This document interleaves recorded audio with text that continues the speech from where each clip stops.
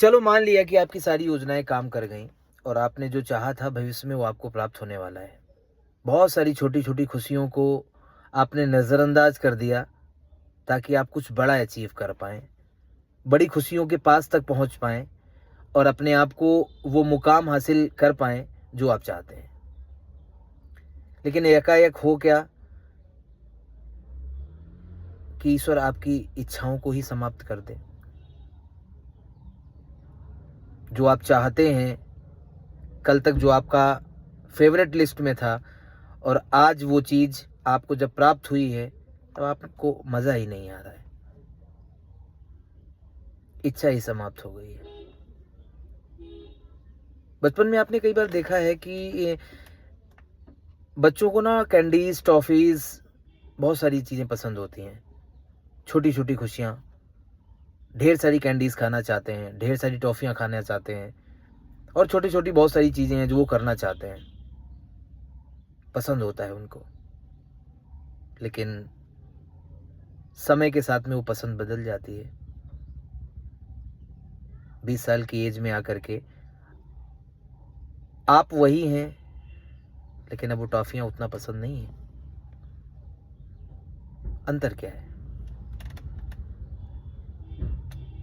बचपन में आपकी जो विश लिस्ट थी वो बहुत छोटी थी, क्योंकि तब आपकी जो पहुँच है वो सिर्फ़ टॉफ़ियों तक आकर के समाप्त हो जाती थी। जैसे-जैसे आप बड़े हुए, ग्रो किया, तो आपकी विश लिस्ट बढ़ती चली गई। किसी छोटी चीज़ में आपको उतनी प्रसन्नता प्राप्त नहीं हो रही है। आप लगातार चीज़ों को बड़ा करना चाहते हैं। टॉफ़ियाँ उतनी प्रसन्नता दे नहीं रही हैं, जो कि आज प्राप्त है। समय के साथ में इतना जब परिवर्तन होता है और चीज़ें आपके हाथ से निकलती हुई चली जाती हैं, आप चाहते हैं कि कुछ बड़ा प्राप्त करेंगे, प्रसन्न हो जाएँगे, खुशियाँ मनाएँगे और उस बड़े के चक्कर में ना बहुत सी छोटी-छोटी खुशियों को आप नज़रअंदाज करते चले जाते हैं। रोकिए, छोटी चीज़ों को भी तवज्जो दीजिए।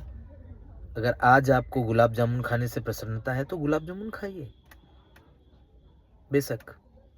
क्योंकि हो सकता है कि कल आपके पास रसमलाई हो और आपकी चाह ही खत्म हो जाए। क्योंकि ईश्वर एक चीज़ तो बैलेंस करता है,